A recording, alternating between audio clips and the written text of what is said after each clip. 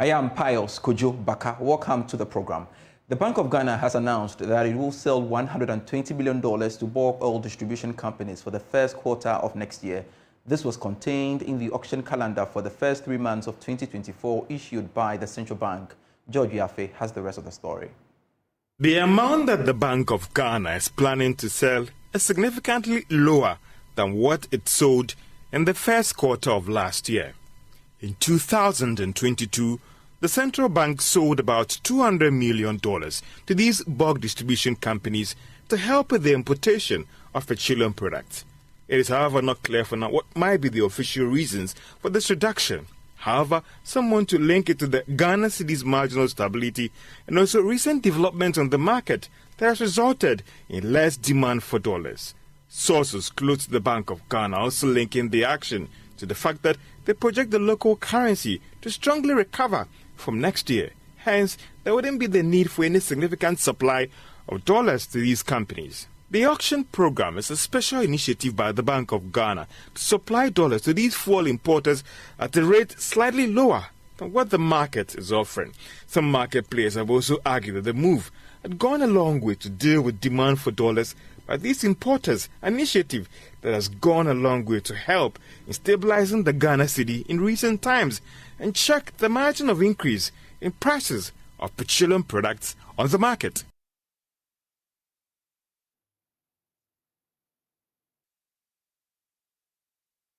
All right, so let's get on to Zoom and speak to the Chief Executive of the Chamber of Bulk Oil Distributors, Dr. Patrick Kwekufori, for some analysis on this issue. Thanks so much, sir, for joining me, and Happy New Year in advance to you. Thank you very much, and Merry Christmas to our listeners and viewers. Great. So from your perspective of the Chamber, can we say that this auction program has really been beneficial?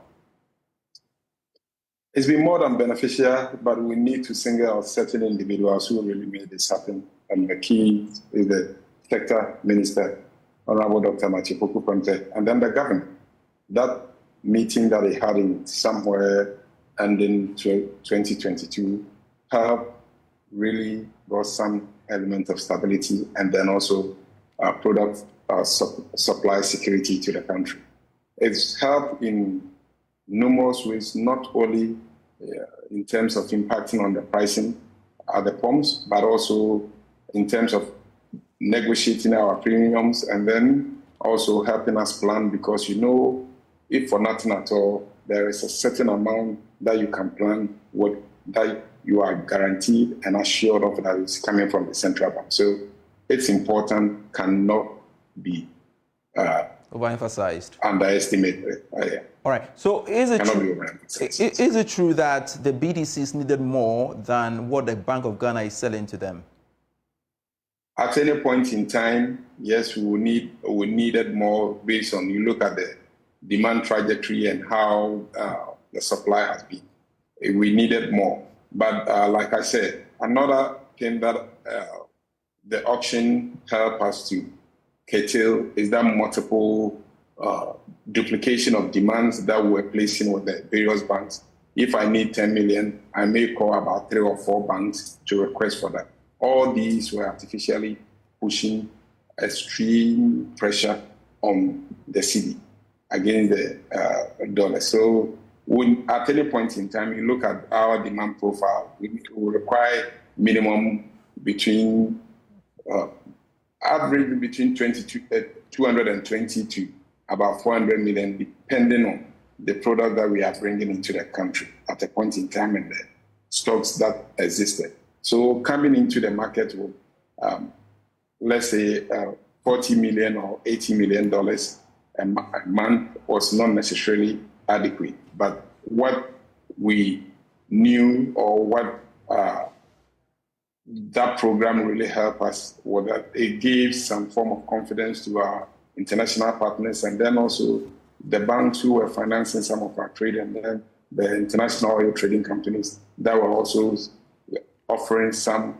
form of open credit or a form of a facility to our members. So whatever, in whatever way you want to look at it, the program was really beneficial to us, and that clearly differentiated between having queues that were experienced in Paris, parts of London, and then even our neighbors, Ivory Coast and Nigeria.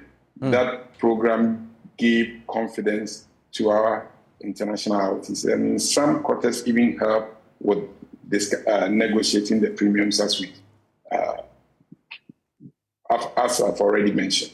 All right. So one of the key positives of this dollar auction program is that it was supposed to help stabilize prices at the pumps, but some will argue that it is not the case. Do you agree?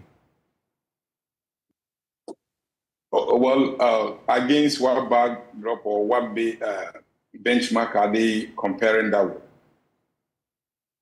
Well, it's not always the case because I think many a times we are used to overflogging some of the issues, but clearly, apart from a lot of factors goes into determine the pricing. One is the international price for the product. That these international prices, irrespective of the exchange rate that you are getting, can not change that. And then also the country profiling and the country ability to even guarantee and provide the required forest requirement that is needed for the purchase. All these goes into determine the pricing that you land, especially the premium aspect. The international price we own, the exchange rate will be what it is, irrespective of what. But what that program did to the market was the confidence that it gave, and then it even went to the extent of bringing some form of financial discipline among members and then even the bank, so that the subjective element of speculation was a bit curtailed, because at least you are getting 20% of your required forest from the central bank. That even also helped most of the chief financial controllers to also plan and also come up with innovative ways of ensuring that even if it's a drawdown and that you are getting 2 or 3 million in 2 weeks to lower your debt profile in forest, that you can't underestimate that. So looking at the overall benefit of a program, you cannot just pick an aspect like pricing at the pump to only evaluate that. So we still are grateful and will commend the governor and then the minister who, through their leadership, ensured that such an innovative program came on board. Dr. Patrick Ofori, help me understand this. The Bank of Ghana is planning to sell about $120 million for the first quarter of next year, significantly lower than what was sold in the first quarter of 2023. Again, is that enough? Well, like Oliver said, we definitely will wish for more, but we also need to be realistic and then also understand the conditions that they find themselves in. You can't give what you don't have. And I think they came in at a time that we really needed them. But what we can also say is that under the leadership of the governor and then also the economic management team, there are other alternative ways that we are coming up, and then that we've also even piloted, that we hope that will help address FX supply availability to the market for us to be able to ensure that we are guaranteed a certain quantum of forest to import and carry out our day-to-day trading activities. And you intend sending that proposal and that reforms to the governor in any time soon? No, it's something that they are already aware, that I think that I can emphatically say that is being chaired by Honorable Minister Dr. Amin, Minister of State in charge of Ministry of Finance. We've done some pilot processes which have been successful, and we know that going into the coming year, we could ramp that up and also have to bring some form of stability and then some form of confidence in the market to also help overall goal of the government in reducing the cedi depreciation, or trying to ensure that we have relatively stability for the currency. And I think all the parties involved are working around the clock to ensure we can deliver a program devoid of hitches. With that said, Dr. Patrick Ofori, what is the outlook for prices of petroleum products at the pumps? I'm sure viewers and, of course, consumers are anxious about that and wanting to know more. If they still continue with the trajectory that we've seen, especially after the holidays, where the city is gaining weight against the dollar, we can be confident that things will, the pricing in the next window is going to go down. And then also the international price for the product dropping between 2 to 3%, that gives some form of confidence. If all these conditions remain relatively stable and nothing happens in terms of the global politics and what is happening between Israel, Hamas, and then the possibility of Iran and others joining. Once logistics-wise we don't have issues and international price keep on going down, then the consumers are going to benefit from that. Already, you are seeing some stability in the local currency for the past few weeks now. Isn't that enough?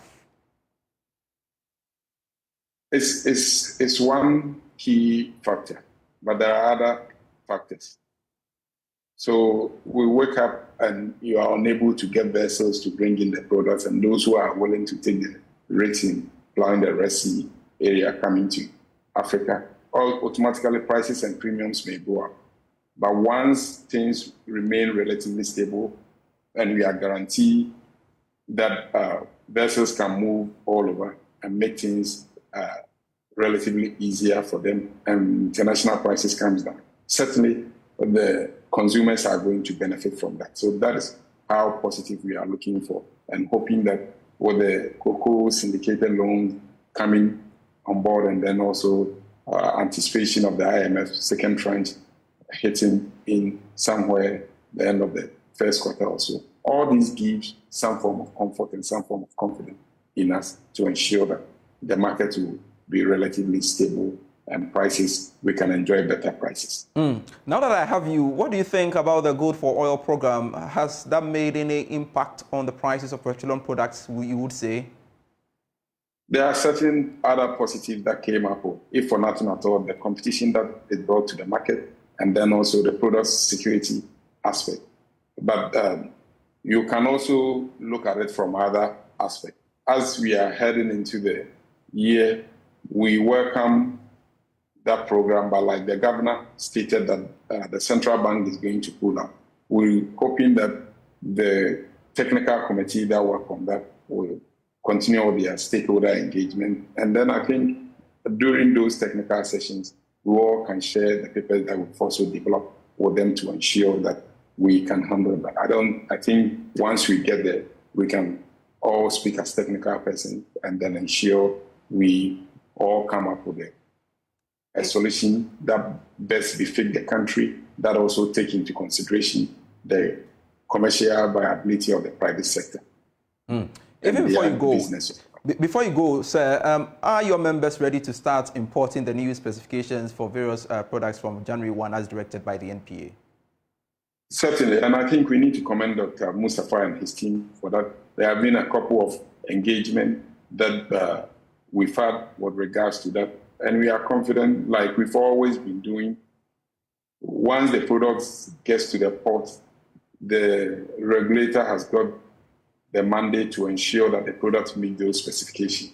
So once those products get in, it means that it meets the required specification. And I think we've all, for the past 4 or 5 weeks, informed our major trading partners that the specifications have changed. We've looked at it, and our last engagement, we realized that although we're looking out for magnesium and other products, other metals in the fuel specification, one thing that we're not looking critically at is iron. And now that the regulator is building its capacity to be able to test and verify all those, it gives all of us confidence that we can bring in products that will meet the specification, that will also avoid any situation. Don't forget that none of our members or anybody wishes to bring in product that does not meet the specification, it's a cost to you, because in terms of demurrage that you may even incur before you get the product passed, and all the struggles that will come with and the frustration, I think nobody intends to do that. And we are confident, and we are also grateful that at least we know what is expected in black and white, and then we also want them to also abide by that and ensure that everybody who brings in product meet the required specification, and also step up with their research in terms of ensuring that we don't wait for set complaints to come up before we go up to do that. So we'll encourage them to do what they are doing, but also to invest strongly in research and then also in their laboratories. It's unfortunate that most of these labs were not functioning. And if you look at the profile of the time that when we started having that, was when one of the major labs that the country rely on went down. But in all that, I think the Standard Board did a good job when they were called to step in. And we're hoping to collaborate with all key state institutions and actors to ensure that we all abide by the regulations as we've been noted for in the past. Great. Thank you very much, Dr. Patrick Kwekufori, for your time here on Business Live. We are indeed grateful. Now, the Ghana Online Drivers Union says it will embark on a nationwide strike should the Ghana Revenue Authority implement the vehicle income tax for ride-hailing services. Now, according to the group, there is no law classifying the operations as commercial drivers. In addition, the group says they have not been engaged on the taxes. Francis Tinge is the president of the Ride Hailers Association. There's an update on our driver's application. If you don't upload your document, or you don't update your document in your software driver's app, your account is being put on hold. You have to do it before you go to work. So we are waiting on 1st January 2024. Let's say from 12 midnight or 1 a.m. or 2 a.m. 1st January 2024, any of our members' accounts have been put on hold.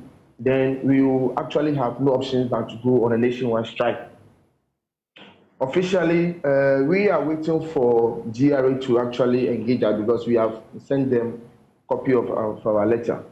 So we don't know who to actually engage. So should they receive it, they have to actually call us so that we can actually talk to the appropriate authorities. The GRA is a very big institution. You might be speaking to someone who is not actually a final decision maker. So we are just hoping that they will actually call us in an engagement, in a meeting, and then the right things will be done. Every driver in Ghana is already paying a value-added tax of 21.9% since July 1st, 2023.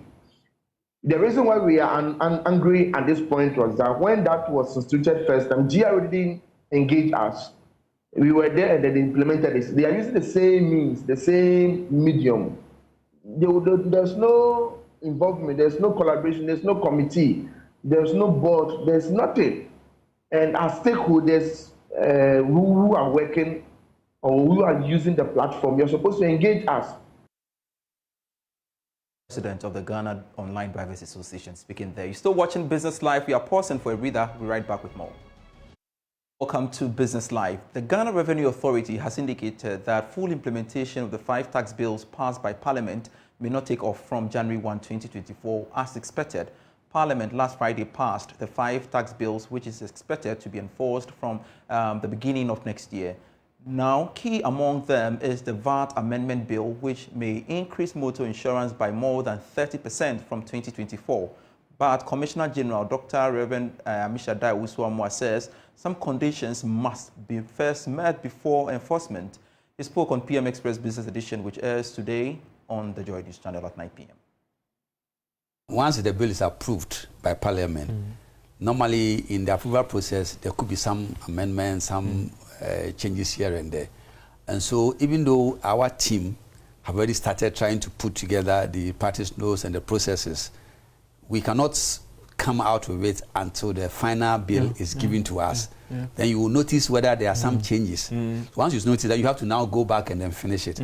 So it's the interval between the time of approval and then there may be another week or two or whatever it takes for us to also finalize the necessary documentation around it. So the aim is to start from 1st January, but the practical, what do you call it? The practicability, that's the word. Yes, is what actually finally determines. So once we get it, then we'll look at what we need to do, and then we will be able to say that, okay, effective 15th of so-and-so or so-and-so, it will start. I know, Commissioner, you with the tax unit at the Ministry of Finance, often you influence some of these things. There are still, and I stand to be educated about the application of the VAT input and the item that it should attach and the calculation and all those things. Is the Commission worried about that? Now that some of these amendments will mean that items that were not, for instance, look at insurance, non-life insurance products and all the rest, and these things kicking in. Is the Commission aware, or is the Commission worried that these businesses that are supposed to sometimes enforce these things are still struggling on how it should be applied on these items? No, you need to clarify it because, you see, whatever we do, like I told you from the beginning, our aim is not to make the life of the taxpayer more complex, but to make it easier. And so if it's a new thing, we want to take our time to explain it to people and do the engagement. We'll send people to the FM stations to be able to talk to them. We'll set up desk where people can come and we explain. And so whatever it is, our aim is to make it... but the effective day is January 1, if it should be approved in the House today. I did say that we will wish that is January 1. But then the ability to start from January 1 depends on when it is done, and then the effort we have to put in place to be able to put all the, exactly what you talk about, the documentation and then the communication in place to ensure that people are well educated for implementation. And so that is what will finally determine it. So let's say, for example, we sit down, we know that, okay, we have to finish the documentation to take 1 week. Maybe let's say, for example, we say, okay, we need to start communication to the public. To take the communication and public affairs, we have to determine that by the time we go around all the FM stations, we engage the various stakeholders and the industry players and the people who are affected. We take under 1 week. Then we use that one to now determine that it will take effect from so and so. Sometimes we have to engage and then see the effective. But has these concerns come to your table about some people who had complained about how the VAT should be applied in 21.9, there are some is lower than that, and some of the input costs and the products it should attach and all those things? I haven't received any such comments yet, but when they are received, as an institution that also looking at customer feedback as an important factor in our operations, we will look at how best to make sure that things are made less cumbersome for our taxpayers. Mr. Commissioner, are you worried about fatigue for these businesses? Because there's still this argument about they're thinking that every day there's a new tax item, there's a new tax line. This VAT amendment bill itself will come with its own implementation when it comes to the taxes, the obligations on businesses that they have to comply with. And in your quest to improve compliance, is that also a worry to you? I think paying of taxes is generally not an easy thing. And therefore, one of the things that we have said is that we want to make the task of paying the tax less tasking. I hope you understand. In other words, whatever we will have to do to make sure that it is not, the fatigue is reduced, we will be able to implement it. For example, if you engage the taxpayer and some of the things that needs to be streamlined, we do streamline it. And that's why we have also set up what we call the tax audit and quality assurance. And if you come to my office, we do have that unit there. And that unit that doesn't sit under customs nor under domestic. It sits directly under the Commissioner General. And when people have concerns, they go and do an independent approach. And I have seen, an incident where a taxpayer complained. When they went back and did the whole thing again and look at some of the things, they ended up giving the credit for the taxpayer. Let me explain that. That doesn't mean that, tax is law. And sometimes in the interpretation of the law, one person could. And that's why we have, apart from the fact that we have the objection unit, which you can object to, if you also feel like the person is not treating you the way we want to be treated, we have the tax audit and quality assurance, who can come in even while the audit is going on to see how best they can control it. And I've also encouraged people that they all should feel free and raise such concerns. Watching Business Life, I am Pius Kojo Baka.